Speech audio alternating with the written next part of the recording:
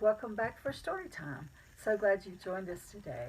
Our story today is called In the Beginning. It's written by Lucado and is taken from the scripture in Genesis 1:1.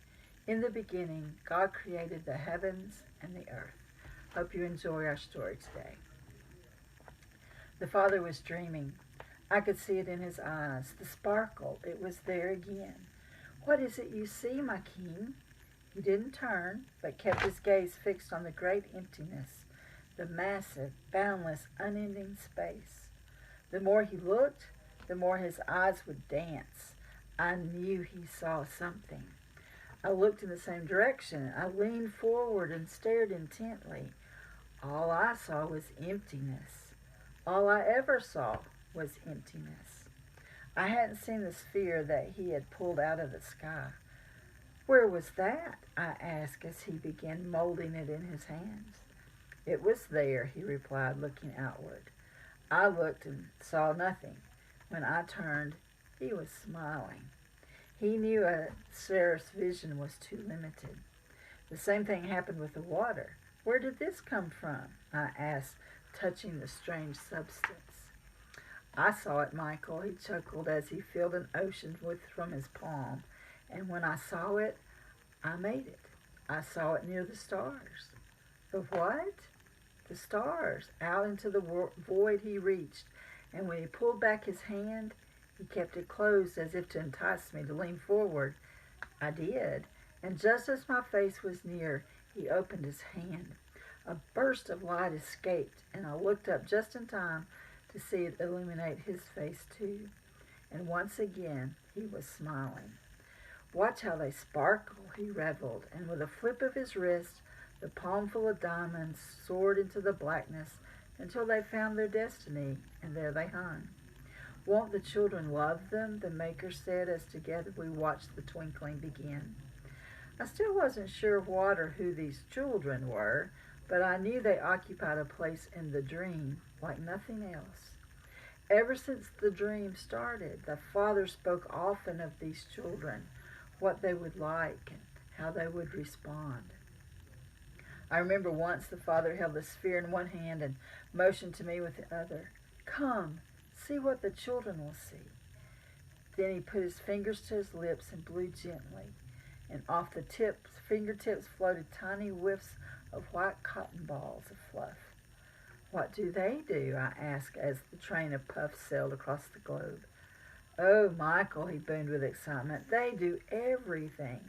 They give shade, they give rain, but most of all, my children can watch them pass, and if they look closely, they will see me.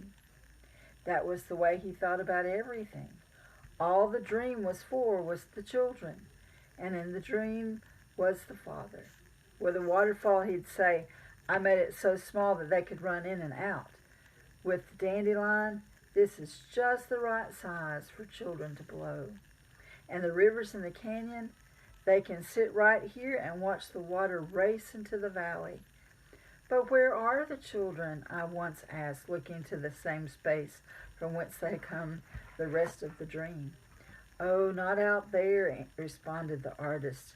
There was urgency in his voice as he repeated, not out there. But that is all the father said, and that is all I asked. With the coming of the creatures, I almost forgot. We laughed so much as he made them. Each one was special. The tiny wings for the mosquito, the hook so unlike the honk like so any other for the goose, the shell for the turtle, the darting eyes of the owl. He even let me decorate a few. I put violet in the butterfly's wings, and he loved my idea to stretch the elephant's nose. What fun it was as the heavens gave birth to fowl and fish, reptile and rodent. No more had the little one scurried off than in his palm the giant ones appeared. He grabbed the giraffe and stretched its neck, and he put a hole in the whale's head so it would come to the surface to breathe, and the children would see it. What will we call them all? I asked. Oh, I'll leave that up to the children, he said. The children, oh, I'd almost forgotten. But he hadn't. As the last winged creature left his fingers, he turned and looked at me, and I knew. It's time. It's time. I expected to see his eyes dance again, but they didn't. I anticipated eagerness, but he didn't begin. And for a long period he sat looking out into the void, longer than normal. Do you see the children? No, they are not to be found out there. Then what do you see? I see their deeds, he spoke softly. The joy was gone from his voice. What? What is it? What is it you see?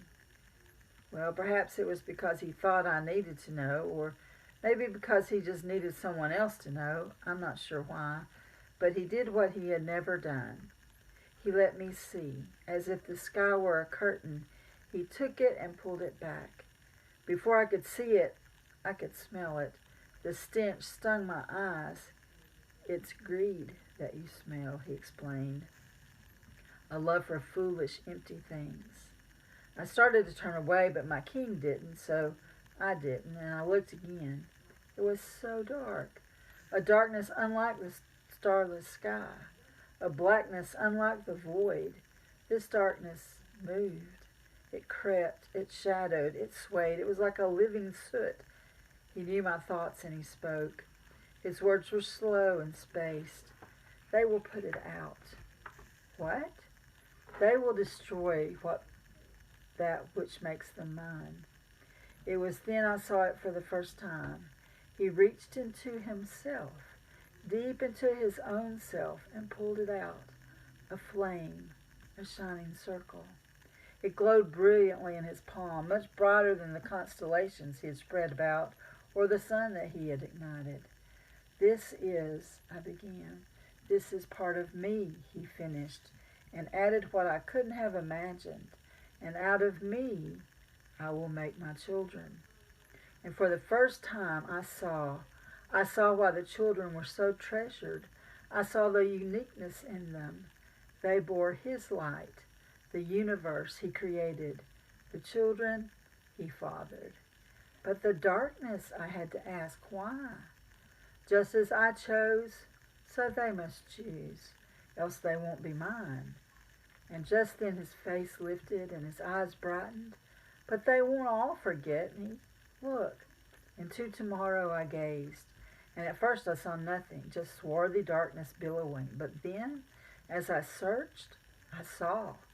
First only one, and then a cluster, and then more. More lights they were, flickers of candles, weakened but not lost in the blackness. Like the stars he'd cast against the black heavens, these flames flickered in a sable sea. It's my children. There was pride in his voice. My children remember. And the look on his face I cannot forget. His eyes had sparkled when he suspended the planets in space. His cheeks had danced as he heard the cat purr. And I had seen his face alive before, but not like now. For at this moment, when he saw his children alight in the darkness, when he saw those who were seeking him, he celebrated. His countenance exploded with joy. His head flew back and laughter shook the stars. My children, my children, my children, were his only words. And then he paused and wiped the tears from his face and pledged a promise for all of heaven to hear. You haven't forgotten me, and I won't forget you. Then he turned to me. To the work, Michael. We've much to do. We must make the dream come true. And I thought making the animals was a delight. No two will be alike, he vowed as he began reaching into himself for the balls of light. Some big, some small, some timid, some bold, some with big ears, some with little. And off his palm they came, generations chosen, destinations determined, each with a different thread of character or shape of body, but each with a little bit of him, a light inside. And he even let me help. Look what I made, Father, I told him. I call them freckles. Let me show you how they work. And he smiled. Thank you. Hope you do remember that you are special and unique. He has created you with his light inside. Thank you for joining us today. See you next week.